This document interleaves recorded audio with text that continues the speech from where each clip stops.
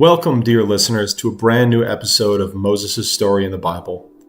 Bible Short Stories is your host today. Thanks for visiting. Don't forget to like and subscribe in the comments section, and we'll be sure to respond to your messages. In this episode, we're going to explore the life of Moses, a figure whose influence resonates not only within the pages of the Bible, but continues to shape our modern understanding of morality, justice, and human rights. The birth and adoption of Moses. In the land of Egypt, a long time ago, there was a Pharaoh, a ruler so fearful of the Israelites' growing population that he ordered every newborn Hebrew boy to be thrown into the Nile River. But one child's story was destined to be different. His mother, Jochebed, had faith. She built a small ark, waterproofed it, and placed her infant son inside, setting the ark afloat on the Nile. She watched as her daughter, Miriam, followed it from a distance. Jochebed's actions weren't in vain. The Pharaoh's daughter found the baby, took pity on him, and named him Moses, meaning I drew him out of the water. This discovery of Moses by the Pharaoh's daughter wasn't just a fortunate accident. It set in motion a series of events that would change history. As Moses grew, he was educated in all the wisdom of the Egyptians, a fact supported by the writings of ancient historians like Josephus. For those who ponder the percentages, consider this. During that time, only about 1% of the population would have had access to such education. Moses was part of that privileged fraction, and it prepared him for what lay ahead. The calling of Moses. As Moses became a man, he became more and more aware of the sufferings of his people. One day, witnessing an Egyptian beating a Hebrew, he intervened and killed the Egyptian. Fearing retribution, Moses fled to Midian, where he became a shepherd. Being a shepherd in those days wasn't just about tending to sheep, it was about leadership, responsibility, and compassion. The years spent in Midian weren't just a time of hiding, they were a time of growth and preparation. Then, the extraordinary happened. While tending his flock, Moses saw a bush that was burning but not consumed. God spoke to him from the bush, calling him to lead the Israelites out of Egypt. Consider those percentages again. The odds of someone being chosen for such a monumental task were infinitesimally small. Yet Moses was the chosen one. His journey had led him to this moment, and his response would shape the destiny of a nation. The plagues of Egypt.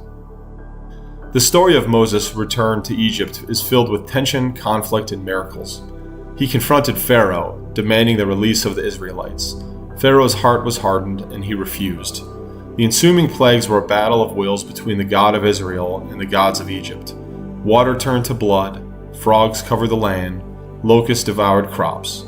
Each plague struck at the heart of the Egyptian religion and power, showcasing God's supremacy. The first Passover. The story of the Passover is a pivotal moment in the biblical narrative, culminating in Pharaoh's reluctant decision to release the Hebrew people.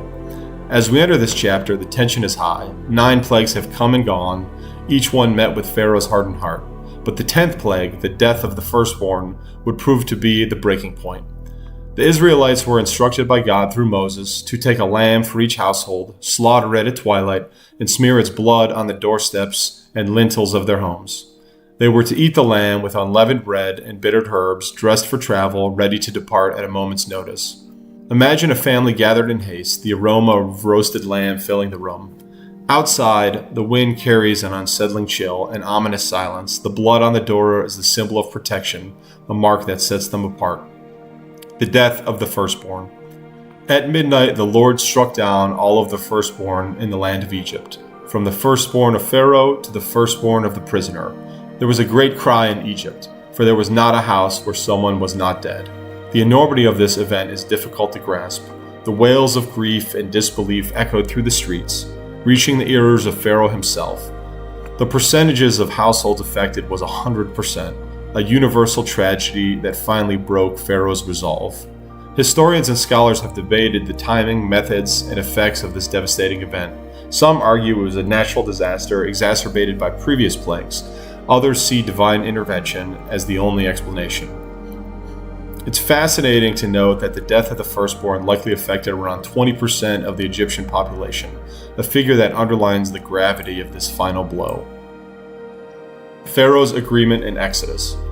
Pharaoh summoned Moses and Aaron in the night, and with a mixture of fear, anger, and desperation, he agreed to let the Hebrew people go. Go, serve the Lord, as you have said, he commanded. a man defeated by forces beyond his control. The Exodus was not a triumphant march, it was a hurried escape. The Egyptians urged the Israelites to leave, giving them gold, silver, and clothing. The years of bondage were over, the promise of freedom at hand. The parting of the Red Sea. The Israelite exodus from Egypt was filled with hope, but it was not without peril. Pharaoh's heart was hardened once more, and he sent his army to pursue the Israelites. Trapped between the advancing Egyptians and the Red Sea, the Israelites were filled with fear. But Moses, guided by faith, raised his staff, and the waters of the Red Sea were divided. The Israelites crossed the dry ground, a path flanked by towering walls of water, fleeing to safety on the other side of the sea. Imagine walking through a corridor where the walls were made of water, reaching high into the sky. The very element that seemed to trap you is now the path to freedom. The wind howls, and the ground is dry underfoot. It's a scene of awe and wonder, one that transcends human understanding. The giving of the Ten Commandments. As the Israelites journeyed through the wilderness, they came to Mount Sinai. Here Moses ascended the mountain to meet God, who gave him the Ten Commandments. These were not mere rules, they were the moral and ethical foundation upon which a nation would be built. This event shows Moses' unique role as a mediator between God and man. He was the one chosen to receive these profound truths and communicate them to the people. Reflect on the fact that these commandments have influenced legal and ethical systems around the world. It's an influence that reaches far beyond the time and place of their giving, a testament to their enduring power and relevance. Wandering the wilderness. For 40 years, the Israelites wandered the wilderness.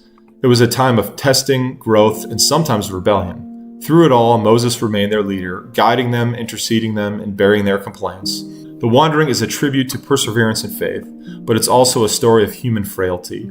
The Israelites grumbled, doubted, and even turned to idolatry.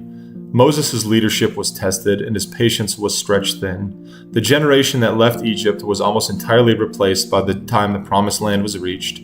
It's a profound reminder of the costs of disobedience and the importance of faithfulness. In conclusion, the story of Moses isn't just a tale from the past, it's a lesson for our present. It teaches us about faith, leadership, courage, and perseverance. This has been Moses' story in the Bible. We are Bible short stories, hoping this journey has enriched your understanding and inspired your faith. Thank you for joining us, and until next time, like and subscribe.